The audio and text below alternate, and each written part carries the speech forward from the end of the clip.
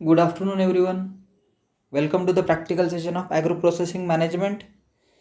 So, in today's practical, we are going to study about the scope and opportunities in the fishery sector in India.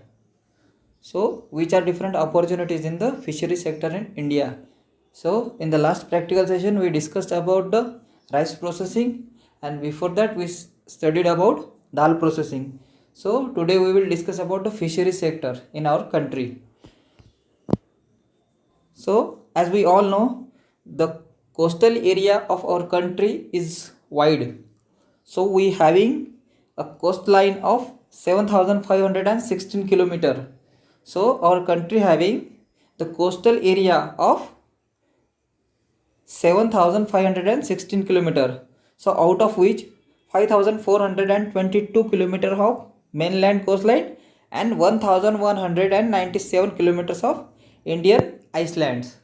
तर आपल्या देशाला जे कोस्टलाईन area आहे, जो समुद्र किनारपट्टी आहे, हे किती किलोमीटरपर्यंत आहे?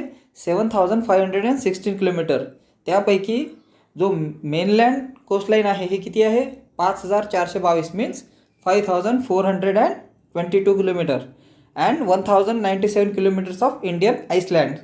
So Indian coastline touches 9 states, म्हणजे 9 राज्यांना कोस्टल एरिया हा लाभलेला आहे. तर ते राज्य कोणते आहेत?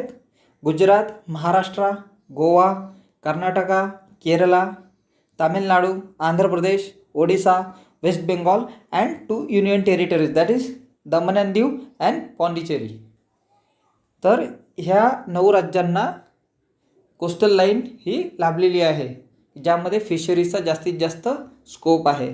तर आपल्या देशाला जो कोस्टल एरिया आहे हा खूप जास्त प्रमाणात आहे किंवा जास्त एरिया आहे. किती आहे? जवळपास 7,516 किलोमीटर एरिया आहे. तर त्यामुळे जो फिशरी सेक्टरचा स्कोप आणि अपॉर्च्युनिटीज आहेत ह्या खूप जास्त वाढतात. तर कोणते स्टेट आहेत? Gujarat, Maharashtra, Goa, Karnataka, Kerala, Tamil Nadu, Andhra Pradesh, Odisha, West Bengal and 2 union territories. तर तुम्ही डायग्राममध्ये पाहू शकता की कोणते कोणते आहेत आपल्या कोस्टल एरिया, त्यांचे नाव कोणते कोणते आहेत.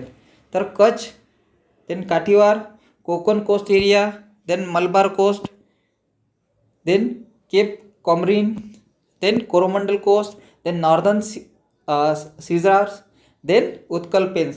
So these are the coastal areas of our country. Then the next one, tremendous scope for deep sea fishing. So our country having a tremendous scope in deep sea fishing. So what actually means a deep sea fishing? Deep sea fishing means if the fishing is done in the area more than 12 nautical or more than 12 kilometers miles. म्हणजेच जो nautical miles आहे हे जी term असतं हे generally unit समुद्रामध्ये आपण जेव्हा अंतर मोजतो तेव्हा नॉटिकल माइल्समध्ये आपण अंतर मोजतो. तर जो डीप सी फिशिंग आहे त्याचा अर्थ काय होतं की जेव्हा ही फिशिंग ॲक्टिव्हिटी केली जाते कितीपर्यंत? मोर दॅन और beyond 12 nautical miles means more than 20 kilometre. म्हणजे समुद्रामध्ये मोर दॅन 20 किलोमीटरवर जेव्हा फिशिंग केलं जातं त्याला आपण म्हणतो deep sea fishing. So as our Indian deep sea fishing industry has not been fully equipped in terms of technology and finance, the Ministry of Agriculture has paying due attention in the past decade to for the development of deep sea fisheries in our country. जी technological development आहे आणि जी finance आहे fishery सेक्टरमध्ये हे थोडं last डिकेडपासून आता improvement होणं सुरू झालेलं आहे. तर त्या सेक्टरमध्ये आपल्याला डीप सी फिशिंग करण्यासाठी खूप जास्त स्कोप आहे, कारण आपण सध्या हे आपलं जे पोटेन्शियल आहे फिशरी सेक्टरचं ते आपण 100% युटिलाइज नाही करत आहे.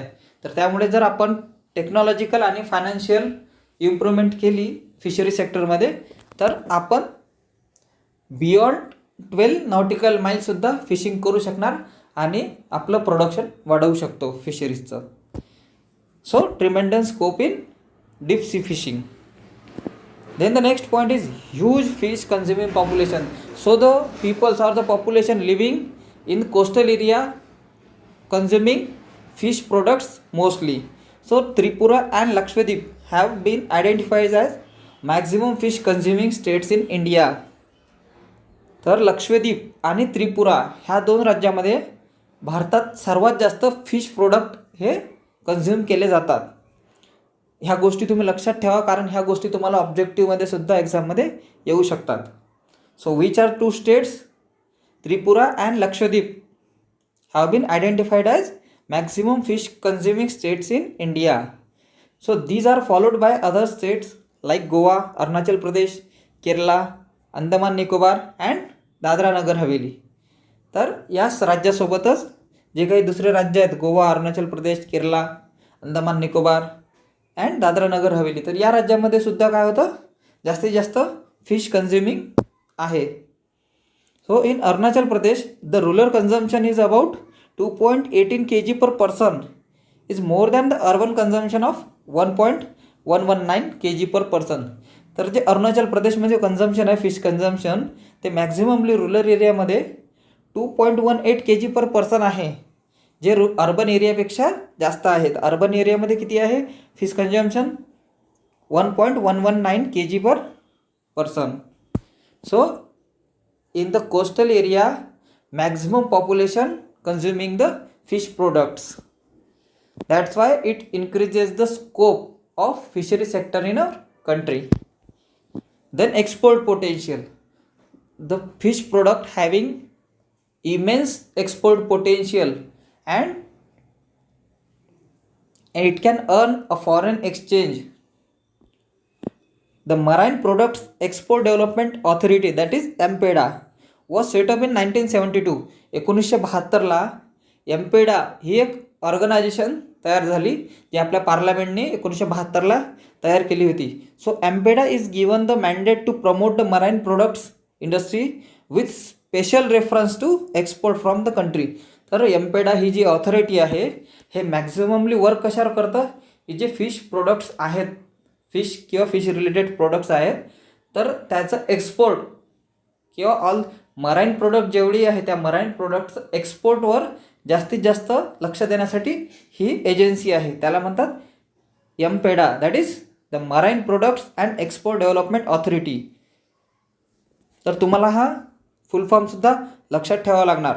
एम्पेडा कोणत्या वर्षी तयार झाली, एम्पेडाचा फुल फॉर्म काय आहे आणि एम्पेडा कशासाठी तयार झाली आहे, स्पेशल रेफरन्स काय आहे.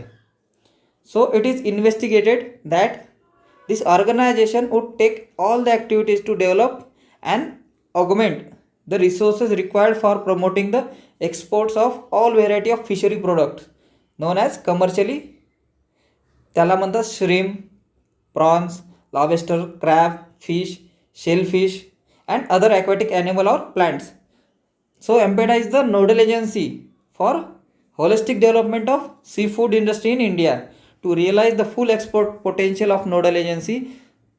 तर MPEDA ही जी एजन्सी आहे, हे मॅक्झिमम जे सी फूड्स आहेत किंवा सी प्रोडक्ट्स आहेत, फिशरी प्रोडक्ट्स आहेत, त्याचं जे एक्सपोर्ट पोटेन्शियल आहे याचा पूर्ण अभ्यास करणं आणि त्याविषयी काम करणारी एजन्सी कोणती आहे, MPEDA, that is marine products export development authority. So in the last economic year, that is in 2019, the export value of fish and fishery products from India accounted to more than or to over 476 billion Indian rupees.